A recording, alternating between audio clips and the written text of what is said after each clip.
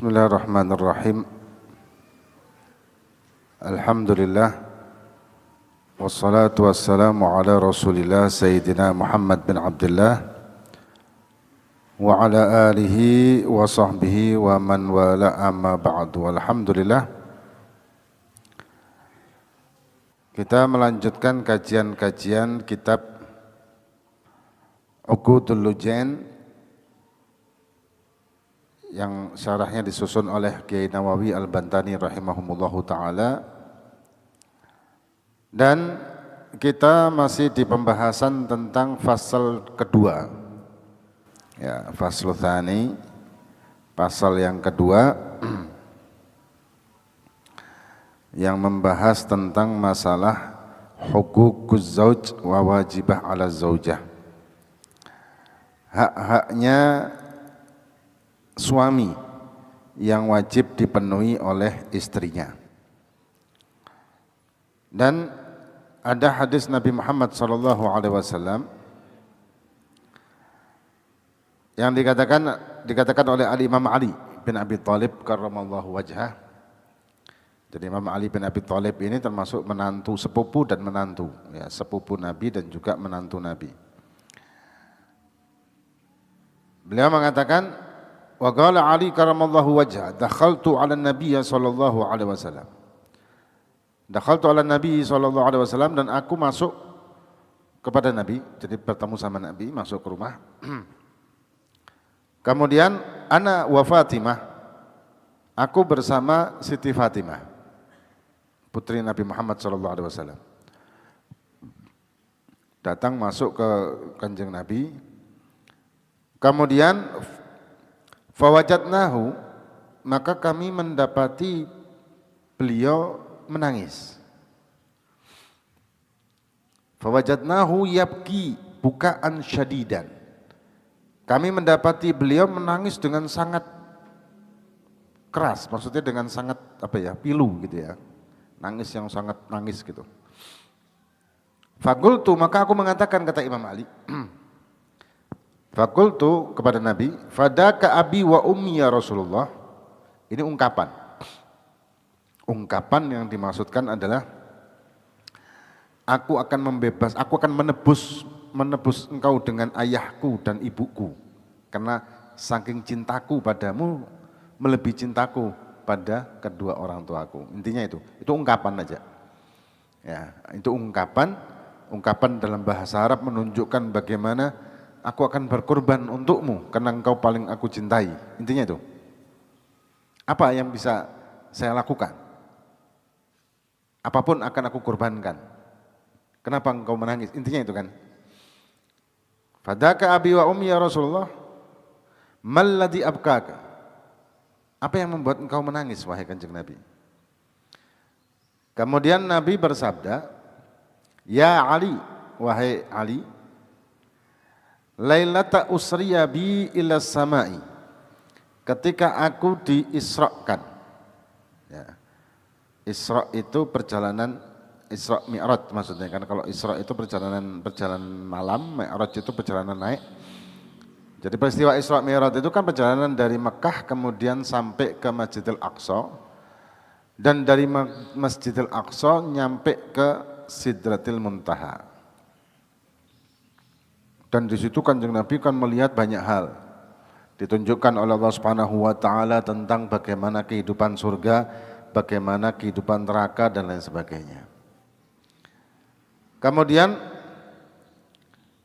ra'aitu min ummati yu'adzabna finnari. Aku melihat dari umatku yang disiksa di neraka, kata Nabi. Di neraka jahanam dengan macam-macam siksaan. Ya, jadi Kanjeng Nabi ditunjukkan kan surga, ditunjukkan ke neraka, bahkan Nabi masuk surga juga. Ra'aitu imra'atan mu'allaqah bi sya'riha yaghli. Aku melihat seorang wanita mu'allaqah, terikat bi sya'riha, dengan rambutnya, yaghli, mendidih, damaha, dimaruha. Ya, dimaruha ini otaknya. Aku melihat seorang wanita, kata Kanjeng Nabi, yang diikat, digantung dengan rambutnya dan mendidih otaknya. Karena neraka ini ya, jahanam ini, ada orang yang disiksa itu tidak dimasukkan ke neraka, cuma di atasnya. Kalau bahasa kita mungkin dipanggang begitu. Dan itu menyebabkan otaknya mendidih. Otaknya mendidih. Karena saking dahsyatnya neraka itu kan. Nah ini otaknya mendidih nih si perempuan. Kemudian yang kedua kata Nabi, ra'aitu imra'atan mu'allaqatan bilisaniha wal hamimu yasubbu. Hamimu yasubbu fi halkiha. Aku melihat seorang wanita juga yang mu'allaqah bilisaniha digantung dengan lisannya, lidahnya. Wal hamim itu air yang sangat panas, hamim. Yusabbu, bukan yusabbu fi halkiha, dituangkan ke tenggorokannya. Ya, dituangkan ke tenggorokannya, dijejelno gitu. Kalau bahasa Jawanya dijejelno, ke tenggorokannya. Kemudian yang ketiga kata Nabi, ra'aitu imra'atan, aku melihat seorang wanita qad shudda rijlaha ila thadiha, diikat kakinya ke payudaranya. Wa yadaha ila nasiyatiha, dan tangannya ke ubun-ubunnya. Ya, tangannya si perempuan ini dicancang juga ke ubun-ubunnya.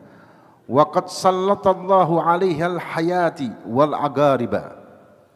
Dan Allah menguasakan di tubuhnya wanita tersebut hayat, ular-ular, wal agarib, kalajengking.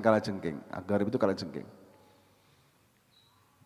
Jadi diikat, digantung seperti itu dan dirubung ya. Allah membuat atau menjadikan orang ini, si perempuan ini dirubung dengan ular-ular dan juga kalajengking. Yang keempat, ra'aitu imra'ah mu'allaqah bithadiha, dan aku melihat wanita yang digantung dengan kedua payudaranya. Kemudian juga beliau mengatakan lagi, wara'aitu imra'ah ra'saha ra'su khinzir. Aku melihat wanita yang kepalanya kepala babi. Wa badanaha badanun himarin, dan badannya badan himar, keledai. Wa 'alaiha alfi minal azab, dan ada ribuan siksaan pada wanita tersebut. Alfi itu menunjukkan jumlah yang banyak. Minal azab. Kemudian Nabi juga mengatakan lagi yang keenam, ra'aitu imra'ah ala suratil kalbi wan nari tadkhulu min fiha wa takhruj min duburiha wal malaikah yadribuna ra'saha bimaqami'i minan nar. Aku melihat wanita dengan rupa seperti anjing, wan naru tadkhulu min fiha, dan api masuk ke mulutnya, wa takhruju, dan keluar min duburiha, dari duburnya. Ya. Wal malaikah yadribuna ra'saha bimaqami minan nar, dan malaikat memukulinya bimaqami, maqam ini apa? Palu, minan nar, dari api. Dahsyat banget ya. Dan siksaan ini apakah siksaan tersebut merupakan kedoliman Allah kepada hambanya? Salah, justru kedoliman hambanya kepada dirinya. Allah sudah memperingatkan neraka dengan siksaannya seperti apa, dan kita sudah dikasih petunjuk melalui Nabi kita Muhammad SAW. Kemudian kita ini sudah dikasih banyak keringanan dengan kita melakukan pahala amaliyah, satu pahala berlipat, dosa satu, sayi'ah satu, dosa satu. Ini sudah luar biasa loh kita ini. Dan banyak hal bagi kita untuk bisa terbebas dari api neraka. Nah, tapi kita tetap melakukan hal-hal yang menyebabkan kita akhirnya masuk neraka. Maka yang dolim bukan Allah, tapi kita. Yang dolim sama diri kita sendiri kan. Kita sudah dikasih kesempatan untuk selamat dari neraka, malah kita nyegur. Ya. Kemudian fagamati Fatimah az-Zahra, maka berilah Sayyidina Fatimah Ya, Fatimah Zahra ini perempuan mulia, perempuan ahli jannah dan putri kecintaan Nabi Muhammad sallallahu alaihi wasallam. Radhiyallahu taala anha wa qalat ya habibi wa qurratu aini. Ma kana amal haula. Dan beliau Siti Fatimah ngomong sama ayah beliau, mengatakan ya habibi wa qurratu aini, wahai kecintaanku. Habib ini kan kecintaanku. Nah, kemudian Habib itu kan sebetulnya julukan kepada orang yang alim, saleh, wali, itu dijuluki Habib aslinya kan. Dari keturunan Nabi. Nah, kalau zaman dahulu jarang kan disebut Habib itu. Tapi zaman sekarang sudah mulai banyak begitu ya, memang salah ini ya, salah sebut. Umumnya orang-orang itu kan mengatakan, katanya ada omongan ujar-ujar itu kalau Habib itu bukan Sayyid, kalau Sayyid itu bukan Habib. No, Sayyid Habib itu julukan bagi Sayyid yang ulama aslinya itu. Tapi sekarang yang tidak ulama pun dipanggil Habib, sebetulnya itu salah. Yang tidak ulama ya tetap aja harusnya dipanggil Sayyid aja. Itu hanya gelar aja, gelar identitas bukan kebanggaan. Ini sudah sering kita bahas itu. Kemudian beliau mengatakan, makana amal haula, apa nih amali mereka ini apa nih? Yang disebutkan sama Kanjeng Nabi siksaan-siksaan yang sampai seperti itu, hatta waqa alaihinna hadal adab, hingga mereka mendapatkan siksaan yang seperti ini perempuan-perempuan tersebut. Kenapa mereka ini? Ada 6 tadi ya, jadi Nabi. Faqala ya bunayya, maka Nabi Muhammad SAW bersabda, wahai putriku, ammal mu'allaqa bi sya'riha, yang terikat dengan rambutnya yang pertama tadi, fa innaha kanat la tughtiya sya'raha minar rijali, tidak menutup rambutnya dari pandangan orang-orang laki yang bukan mahramnya. Gampang buka aurat rambutnya gitu. Jadi keluar rambutnya cuma di separuh mungkin, atau malah tidak pakai kudung sama sekali. Nah, orang perempuan kalau misalkan dia statusnya seorang istri atau anak, kalau dia membuka auratnya keluar seperti itu, maka si orang tersebut, kalau sudah balik ya, si anak sudah balik, dia mendapatkan dosa, dan orang tuanya si ayah ini juga mendapatkan dosa. Suaminya juga mendapatkan dosa kalau dia sudah bersuami. Jadi si perempuan itu dosa juga, iya. Yang lucu ada orang yang ngomong begini, kalau seorang istri melakukan dosa, maka dosanya ditanggung suami. Terus istrinya dapat dosa? Enggak. Oh, enak dong. Apes sampean dadi wong lanang. Padahal bukan begitu. Bukan begitu. Istrinya dosa, suami ikut dosa, bukan menanggung dosa, ikut mendapatkan dosa karena membiarkan istrinya melakukan dosa tersebut. Tidak ada amar ma'ruf nahi mungkarnya dalam keluarga. Ya. Kemudian wa ammal mu'allaqah min lisaniha, yang digantung dengan lisannya. Fa innaha kanat tu'dhiya zaujaha.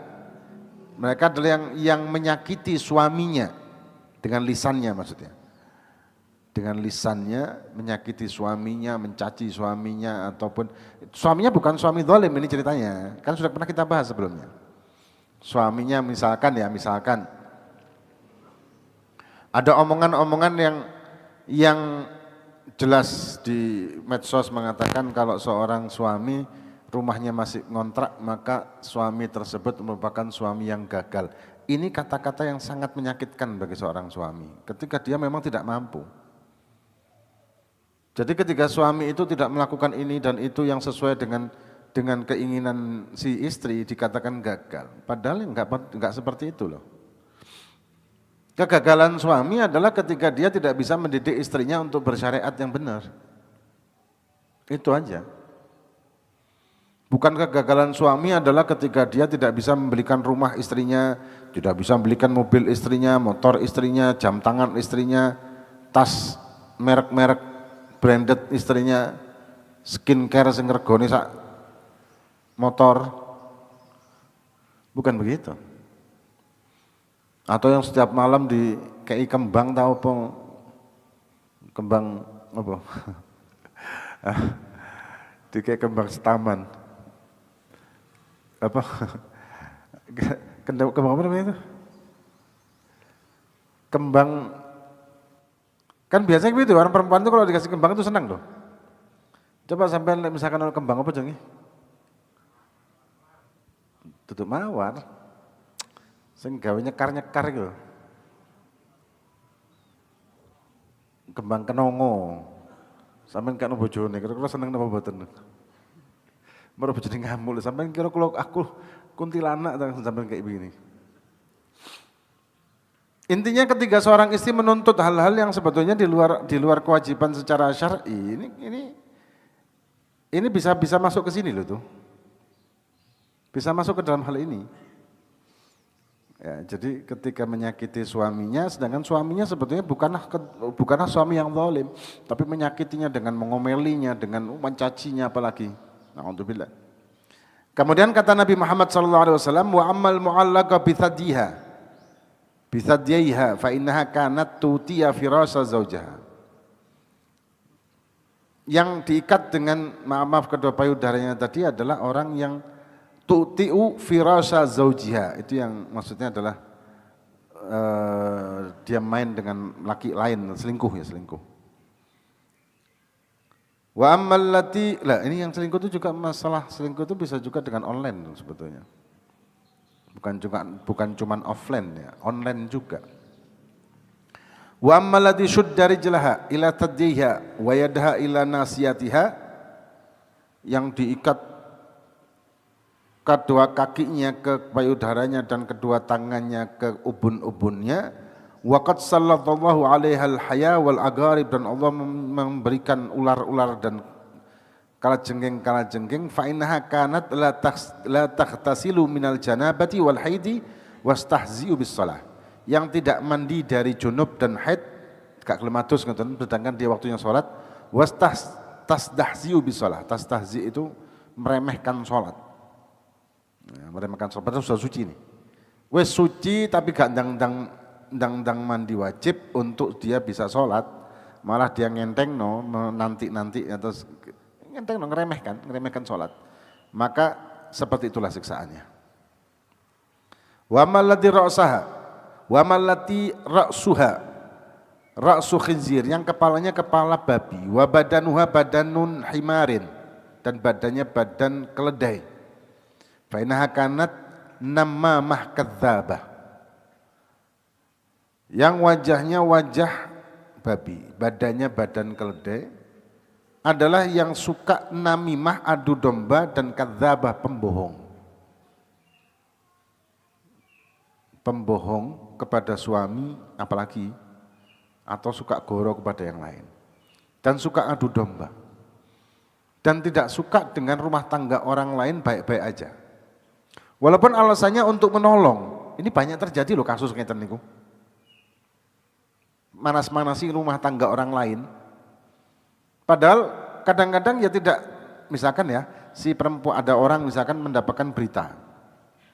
Oh kan enggak, si suaminya fulanah itu ternyata dia itu punya selingkuhan misalkan. Beritanya belum jelas. Langsung disampaikan kepada istrinya si yang dituduhkan tersebut dengan asumsi dia menolong. Padha wedoke kita menolong, kita tidak terima, kita sesama perempuan dan lain sebagainya. Ternyata kejadian itu tidak benar, tapi karena dipanas-panasi, diprovokasi oleh orang lain, akhirnya menjadi masalah dalam rumah tangga. Dan banyak kan kasus begitu?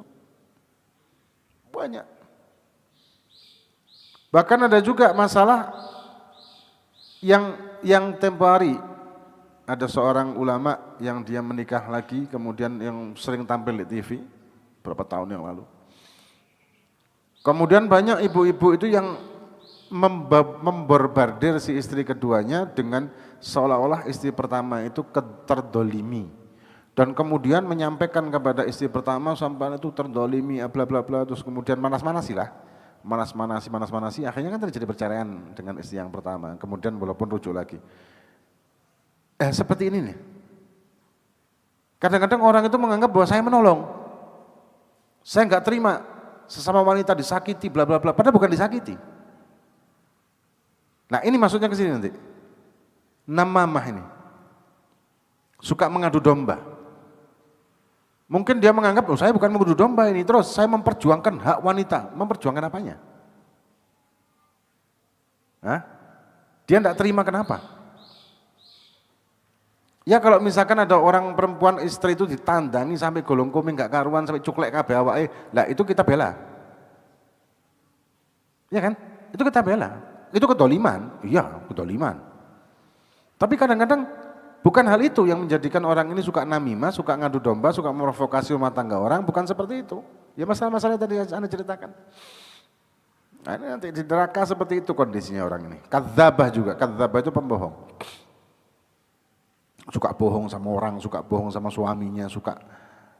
Bahkan misalkan ya ketika suaminya berkehendak dan dia mengatakan saya lagi berhalangan, padahal enggak. Dosa besar loh itu. Dosa gede. Atau dia keluar-keluar di depan orang lain mengatakan bahwa suaminya itu pelit. Misalkan ya, blonjo mek sakmono, piro blonjo sampean mek 500.000 saulan padahal jutaan. Cuman dia menyebarkan simpati kepada orang lain dengan kebohongan. Ada yang kayak gitu tuh. Jadi merendahkan suaminya untuk mendapatkan simpati dari orang lain, baik laki maupun perempuan. Dengan kebohongan, menceritakan kebohongan, ini kan podo ngidek bojone ta. Sama dengan meludahi suaminya kan seperti itu. Untuk apa? Supaya dia dapat belas kasihan orang lain. Oh, sampai dikasih nafkah cuma segitu, iya 500.000 tok saulan, padahal puluhan juta misalkan ya.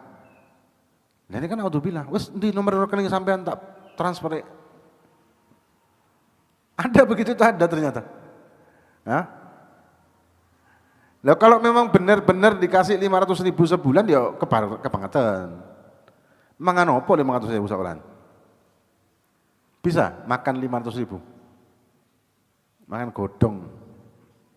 Beras sampai apa sego sampai garam, sampai kerupuk, mungkin bisa ya. 500.000 bisa itu. Nah. Terus gak ada tuku sabun, gak ada apa, sabunannya merang nih. Ya, zaman sekarang enggak ada merang itu kan, sabun merang kan enggak ada. Dulu kan ada masih merang diobong dari sabun. Saya kan enggak ono. Lah 500.000 saulan mungkin ada sabunan merang itu. Kecuali kalau suaminya memang betul-betul enggak mampu, itu lain cerita kan bisa sudah pernah kita bahaskan dulu ini masalah ini. Kemudian wa ammal lati ala suratil kalbi wan nari tadkhulu min fiha wa takhruju min duburiha fa innaha kanat mannanah. Ya, mannanah itu suka undat-undat. Hasadah suka hasud. Ya, jadi ngungkit-ungkit gitu, ungkit-ungkit yang rupanya dirupa seperti anjing dan api masuk dari mulutnya dan kemudian keluar dari duburnya, itu kanat mannanah. Mannanah ini undat-undat, ungkit-ungkit, mengungkit-ungkit. Ungkit kesalahan suami yang sudah lalu dan sudah selesai sebetulnya. Atau mengungkit-ungkit tentang kebaikan dirinya kepada suaminya. Kalau bukan karena saya, kamu sekarang tidak akan mendapatkan kerja misalkan. Atau dulu kamu pernah lupa dengan ulang tahun saya, kapan sih manten anyar padahal anak ispitu.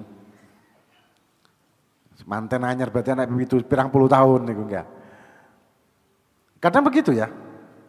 Yang suka inget-inget dan tetap dendam itu biasanya wong lanang apa wong wedok? Hah? Wong lanang ya ngoten. Wong lanang ngoten apa mboten? Lek wedok? Nggih. Jenengan semangat ngomong gini nih. Boleh gak ketok? Sing ngomong nggih sapa gak ketok kan?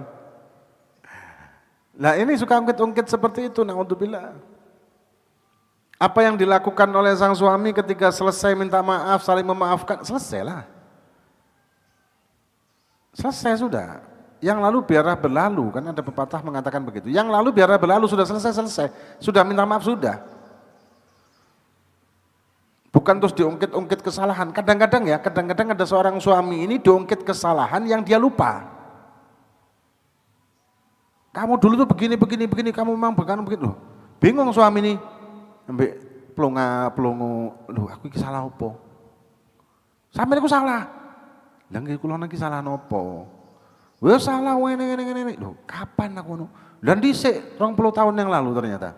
Wis lali suami ini. Ya apa yang jelasno? Ya apa yang jawab maaf? Wis lali. Ada yang begitu diungkit lagi ke sana. Itu mananah itu tadi. Hasada dan juga seorang yang hasud, suka gak terima dengan kenikmatan orang lain, bahkan gak terima dengan kenikmatan keluarga suami misalkan. Memang suami itu wajib menafkahi istri yang lebih utama daripada menafkahi keluarga si suami. Kalau ada lebihnya baru nafkahi keluarga suami setelah menafkahi istrinya dengan nafkah wajib. Ini juga beredar di media-media sosial masalah ketika suami memberi nafkah kepada ibunya, ibu kandung suami. Dan banyak kan komentar-komentar, kadang-kadang di medsos itu ngapunten banyak yang berkomentar mendadak menjadi ahli fikih. Padahal ngaji gak pernah, mondok gak pernah. Hanya dengan logika dan pemikiran biasa. Dengan mengatakan ya enggak apa-apa karena ibu yang mengandung 9 tahun maka yang lebih berhak atas harta suami adalah ibu kandung dari suami. Lah terus istrinya makan apa? Ya istri kan bisa nyari sendiri. Lah enggak usah kawin. Enggak usah kawin, enggak usah nikah. Kenapa kok suami itu ya wajib memberikan nafkah kepada istrinya lebih utama dengan nafkah wajib? Karena istri itu adalah orang lain yang diikat oleh suami dengan akad nikah. Nah, karena akad nikah itulah maka suami bertanggung jawab. Yang tadinya orang bebas, orang lain akhirnya terikat, kan begitu toh? Maka suami bertanggung jawab dengan nafkahnya, itu masalahnya. Nah, ketika ada lebihnya dari nafkah wajib kepada istri, ya silahkan suami ngasih ibu kandungnya, bapaknya, adiknya, kakaknya, ponakane, dulu-dulu tonggo-tonggone, sa-RT, sa-RW, silakan. Setelah nafkah wajib istri dipenuhi. Nafkah wajib. Juga sudah kita bahas nih, nafkah wajib yang mana, nafkah sunnah yang mana. Kemudian waya bunayya al-wailu li imra'atin ta'si zaujaha. Wahai anakku, putriku, al-wail, celakalah li amra'atin kepada perempuan-perempuan yang ta'si zaujaha, yang dia melakukan kedoliman ya, kesalahan kepada suaminya. Walhasil dan kesimpulannya adalah anna zauj li zaujah kal walad lil walad, kal walid lil walad. Li'anna ta'atul walad lil walidihi wa talabut ridahu wajibun wa la yajibu dzalika 'ala zauj. Kesimpulannya adalah seorang suami dengan seorang istri itu ibaratnya seperti anak dengan bapak. Taatnya anak kepada bapak adalah wajib. Ya, taatnya anak kepada bapak adalah wajib. Intinya seperti itu kesimpulannya. Maksudnya ketaatannya istri kepada suami adalah suatu kewajiban dan meminta ridhonya suami juga merupakan keharusan. Nah, istrinya gak ridho bagaimana? Karena diwalik-walik mesti ya. Kita kalau bahas seperti ini, masalah ini kadang-kadang ngomongnya diwalik. Lalu misalkan suaminya, kalau misalkan istrinya gak ridho bagaimana dong? Lihat dulu, gak ridhonya kenapa? Kalau tidak ridho karena tidak dipenuhi haknya, maka dosa besar itu suami. Kalau tidak dipenuhi haknya. Ya, sekali lagi, kalau tidak dipenuhi haknya dan istri tidak ridho, dosa besar suami. Kalau misalkan si istrinya itu tidak ridho karena suaminya tidak pernah ngasih bunga mawar, misalkan begitu ya, ya karena hubungannya, tidak ada hubungannya ini. Ya memang perlulah sekali-sekali belikan bunga, gitu. Ya, bunga kenongo tak, bunga apa? Ojo bunga simbuan kayak enak. Ya bunga-bunga apalah, nyenangkan suami itu, nyenangkan istri itu pahala besar loh. Walaupun dengan hadiah yang sepertinya remeh, mawar nanti murah kan, pemain nyolong untuk di embong lah, taman-taman kota gunting, ya haram tapi itu ya, nyolong itu ya haram. Piro sih regane sak iku nyenengno suami istri dan itu pahala. Pahalanya besar loh. Bondo mek piro sih 10.000 apa 15.000 sak tangke itu. Kalau di Malang sini kan murah. Itu sudah nyenangkan hati istri dan berpahala gitu. Pahalanya besar. Ya. Gue istrinya tahu gini, lu pahala mana lah itu kono HP sing 30 juta. Waduh. Ya bangkrut suaminya. Wallahu a'lam. Ada pertanyaan enggak? Di online ada pertanyaan enggak itu?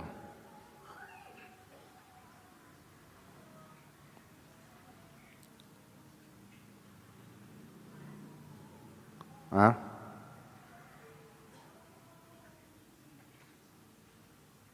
Mana tadi?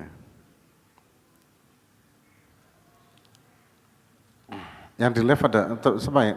Yang megang live sama?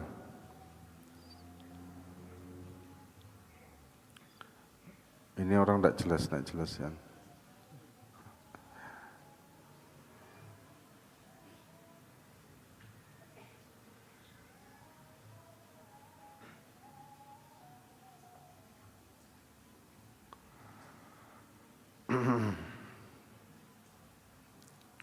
Assalamualaikum, waalaikumsalam, sehat terus, amin. Mana lagi?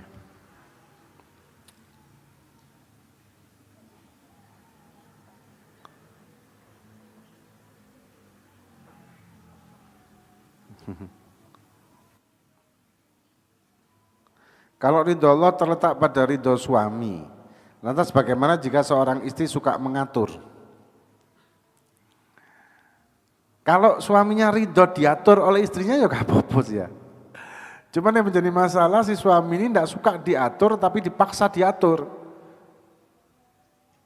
Dengan hal-hal yang bukan sifatnya agama ya. Misalkan suami istrinya itu ngatur suaminya untuk tidak telat sholat, bagus. Bagus. Ngatur suaminya supaya senang majlisan, bagus. Tapi ngatur suaminya dengan hal-hal yang misalkan ya tidak boleh berteman dengan ini. Padahal tidak ada masalah sih, cuman suka nongkrong gitu aja. Dan tidak menghilangkan kewajiban suami, sebetulnya tidak perlu kan. Dan tidak ada hak istri itu melarang suami untuk berteman dengan siapa aja. Ojo koncoan ambek wong iku aku gak seneng sampean koncoan ambek apa rabian iku. Mesti ketularan. Suaminya ketularan. Ada. Enten apa mboten ngoten? Enten. Bu, enten apa mboten? Oh gitu. Jadi ibunya nggih. Kalau atur masalah makannya, masalah kesehatannya udah masalah, bagus kan malah. Perhatian kepada suami dengan ngatur masalah ini segala macam enggak masalah, bagus. Makanya kebanyakan manten anyar mau segera-segera. Rapi, cukuran bersih, mukanya berseri, wangi. 10 tahun kas wis kemproh maneh ke suami. Pertama manten anyar bersih-bersih ya, coba delok manten anyar. Bersih-bersih awalnya ya. Setahun paling. Kemarin dua anak, istri sibuk be anak, suaminya mbuh korep gak korep karepmu. Lambi setrika gak setrika sak karepmu. Pokoke kelamben. Bener? Ngaku kabeh. Acara apa ini? Acara apa nih?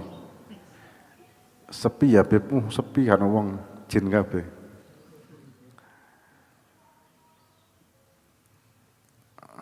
Mantap. Istri itu ahli sejarah. Oh iya memang. Istri itu ahli sejarah, betul memang.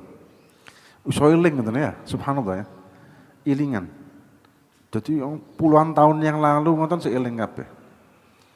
Makanya sampean hati-hati, jangan pernah membuat kesalahan sama istri sekecil apapun, dieling-eling. Wong lanang iki gampang lalian.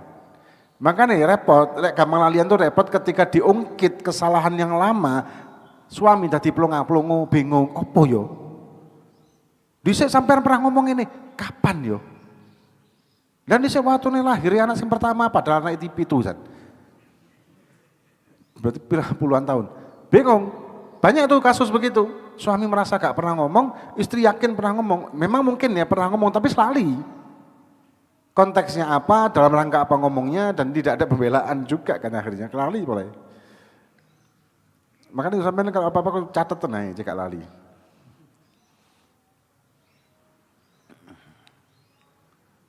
Ada pertanyaan itu Ibu?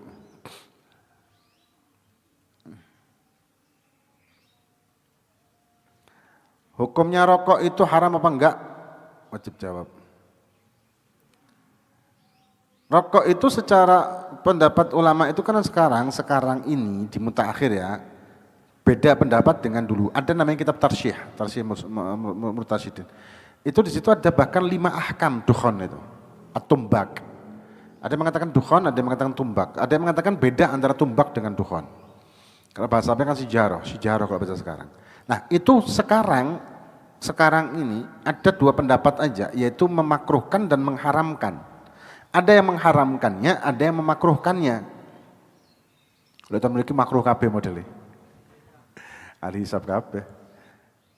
Makruh, banyak yang berpendapat kemakruhannya. Tapi walaupun kita berpendapat makruh, tapi kita ya jangan sembarangan ketika kita ngerokok. Misalkan kita ngerokok di masjid, ngawur itu. Jatuhnya jadi haram ya apa. Ngerokok di masjid, ngerokok di tempat-tempat majelis taklim, atau di lagi maulidan, asrokolan gini sih, belas ngawur nih. Tidak ada sopan-sopannya kan seperti itu. JBB itu orang-orang anak asuhannya jauh macam.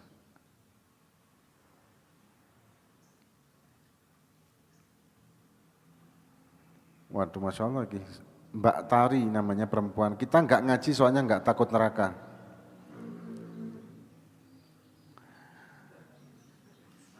Enggak takut neraka, itu kan takut neraka jadinya. Ya enggak apa-apa.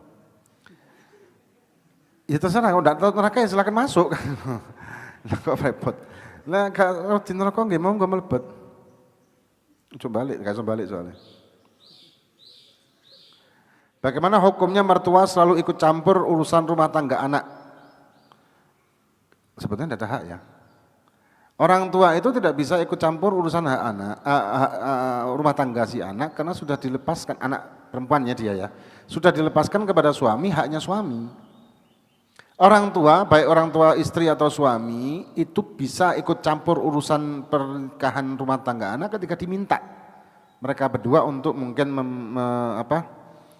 mengislahkan atau mendamaikan rumah tangga tersebut, atau minta nasihat atau saran. Mungkin si ibu mertua minta saran, dimintain saran gimana suami dulu waktu kecil suka opo, suka makan apa, simbuan tak, pecel tak, rawon tak, rawon cara masaknya gimana, ya kayak gitu enggak masalah kan. Tapi kalau menyangkut rumah tangga, masalah uang belanja lah, inilah itulah, ngatur segala macam, akhirnya menjadi fitnah. Maka itu dianjurkan itu kalau ketika bukan dianjurkan, malah kewajiban suami untuk memberikan rumah tinggal yang terpisah, rumah tinggal sendiri, bukan campur dengan keluarga suami. Haknya istri itu untuk mendapatkan rumah, kan sandang, pangan, papan itu rumah. Ya baik ngontrak maupun tidak, ya, pokoknya rumah yang layak itu haknya istri dan kewajibannya suami aslinya. Hukum dikasih nasi berkat orang Nasrani waktu mau Natal. Kalau kita dikasih makanan-makanan dari agama lain dan makanan tersebut merupakan bagian ritual keagamaan, kayak kita zakat ngoten, itu enggak boleh kita makan. Tapi untuk menjaga perasaan orang yang ngasih, ya kita terima. Cuman setelah orangnya pergi, kita kasihkan lagi ke orang yang seagama dengan dia, yang fakir miskin mungkin. Atau bahasa di sini bambong, gelandangan yang enggak punya, atau kita kasihkan ke mereka yang bukan Islam. Kalau itu merupakan ritual keagamaan.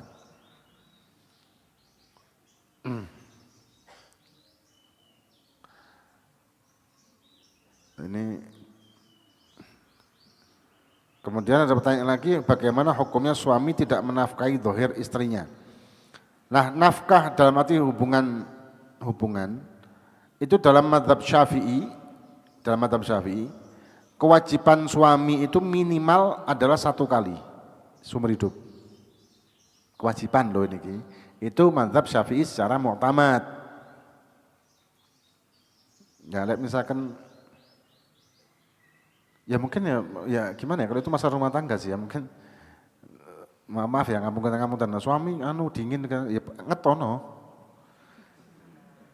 Lek sego adem lah dingeti ya. Nggih. Rawon adem dingeti. Lek gak iso dingeti. Waduh, dibuat itu. Mboten dibuat ya dipanasi. Masuk gak iso dingeti. Kompornya kurang gede. Nek perlu ambek LPG sing kompor sing gede lho, kayak masak apa? Intinya kalau dalam hal kewajiban ya, dalam hal kewajiban sekali. Mantap Syafi'i. Ada pendapat-pendapat ulama di situ macam-macam. Pendapat dalam fikih itu macam-macam. Kecuali kalau suami bersumpah untuk tidak menggauli istrinya di atas 4 bulan, maka itu namanya ila. Ila itu harus diceraikan kalau dia tidak kembali mencabut sumpahnya dengan membayar kafaroh. Kafaroh ila. Ila itu dia bersumpah untuk tidak menggauli istrinya.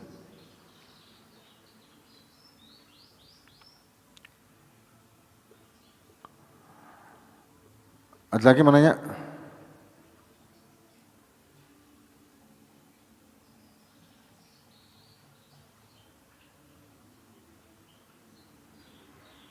Ada yang nanya? Tidak ada?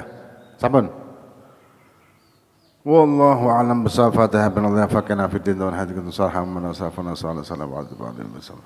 Hadatina bi al-Fatihah. A'udzu billahi minasyaitonir rajim. Bismillahirrahmanirrahim. Salatul ladzina an'amta 'alaihim ghairil maghdubi 'alaihim waladdallin. Amin. Bihaqqil Fatihah wa shalli Fatihah barakatul Fatihah. Taqabbal minka sama'alum wa tub 'alaina kadabana Allahumma salli 'ala bina fina dunna sabr afiyatul murfidatika arhamar rahimin arhamna. وصلى الله على سيدنا محمد وعلى اله وصحبه وسلم الحمد لله رب العالمين.